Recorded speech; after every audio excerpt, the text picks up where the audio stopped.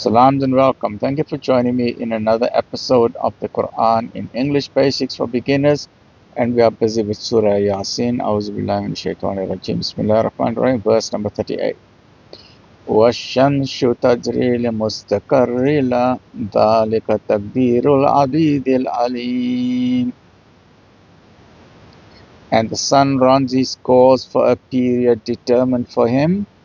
That is the decree of him, the exalted in might, the all-knowing. Let's look at the commentary. Mustaqar may mean a limit of time. That means it is a period that is determined, and the cross-reference is chapter number 6, verse number 67. Or it could mean a place of rest, or it could be a dwelling place as mentioned in Surah Baqarah, verse number 36. I think the first meaning is best applicable here, but some commentators take the second meaning. In that case, the simile would that be of the sun running a race while it is visible to us and taking a rest during the night to prepare himself to renew his race the following day. So there is a decree of him, the exalted in might, the all-knowing. وَالْقَمَرَ قَدَّرْنَاهُ مَنَازِيلَ حَتَّى عَادَ كَالْعُرْجُونِ الْقَدِيمِ لَا الشَّمْسُ يَنبَغِي لَهَا أَنْ تُدْرِكَ الْقَمَرَ وَلَا اللَّيْلُ سَابِقُ النَّهَارِ وَكُلٌّ فِي فَلَكٍ يَسْبَحُونَ. And the moon we have measured for her mansions to traverse. The lunar stations are the 28 divisions of the zodiac, which are supposed to mark the daily course of the moon in the heavens from the time of the new moon to the time when the moon fades away, till she returns like the old and withered lower part of a date stalk. Urjun is a raceme of dates or of the date palm, or the base or lower part of the raceme. When it becomes old, it becomes yellow, dry, and withered, and curves up like a sickle. Hence the comparison with the sickle-like appearance of the new moon, a very thin sliver. The moon runs through all her phases, increasing and decreasing, until she disappears and then reappears as a little thin curve. لا الشمس ينبغي لها أن تدرك القمر ولا الليل سابق النهار وكل في فلك يسبحون. It is not permitted to the sun to catch up the moon, nor can the night outstrip the day. Each just swims along in its own orbit according to law.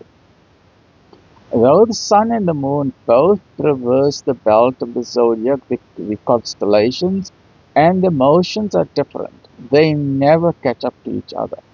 When the sun and the moon are on the same side and on a line with the earth, there is a solar eclipse, and when on the opposite side is a line, there is a lunar eclipse, but there is no clash, there's no motor car accidents in the heavens, right?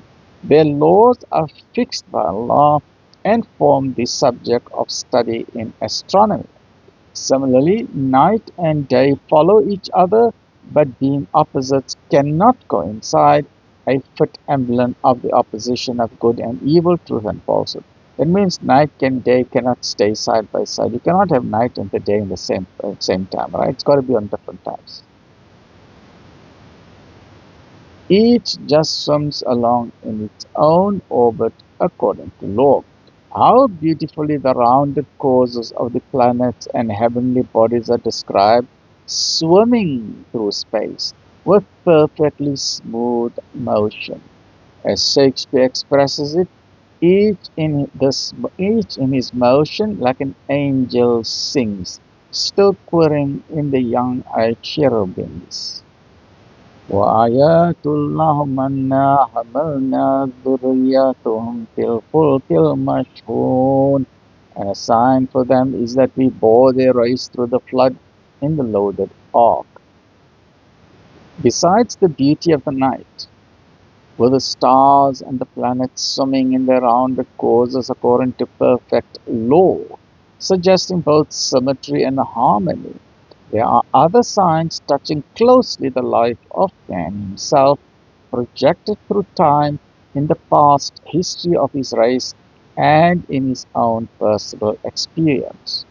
The past history of his race takes us to the story of the flood, which is symbolical of Allah's justice and mercy.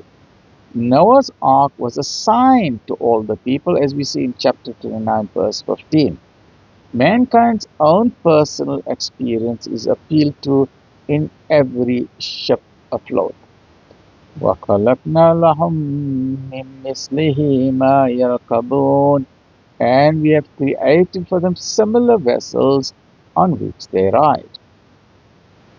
The stately ships sailing through the seas, heavier than air, yet carrying people and their goods safely and smoothly across the waters, are another sign for people to ponder. Ships are not mentioned, but vessels like the ark, like boats and yachts and container ships and so on, right? They would cover all kinds of sea craft, but also the modern aircraft like the aircraft carriers and the planes and so on, which swims through the air instead of through water. وَإِن نَّشَأْ نُغْرِقْهُمْ فَلَا تَارِخَ لَهُمْ وَلَا هُمْ يُنْقَذُونَ. If it were our will, we could drown them. Then would there be no helper to hear their cry, nor could they be delivered. Were it not that Allah gives man the intelligence and ingenuity to construct and manage seacraft and aircraft, the natural laws of gravity would lead to the destruction of any person or country who attempted to pass through the sea or air. It is the gift and the mercy of Allah that saves the people. إِلَّا رَحْمَةً مِنَّا وَمَتَاعًا إِلَىٰ حِينٍ, except by way of mercy from us and by way of worldly convenience to serve them for a time. Allah has given mankind all these wonderful things in nature and utilities produced by the skill and intelligence which Allah has given to human beings. Had it not been for these gifts, the life of people would have been precarious and dangerous on both sea or land or in the air. It is only through the mercy of Allah that saves people from destruction from their own follies, and that saving or the enjoyment of these utilities and conveniences we should not consider as eternal. They are only given for a time in this life of probation. Right, so join me in the next episode as we'll just pause here at this point and then we'll continue the next episode. Stay well, look after yourself. Alhamdulillah.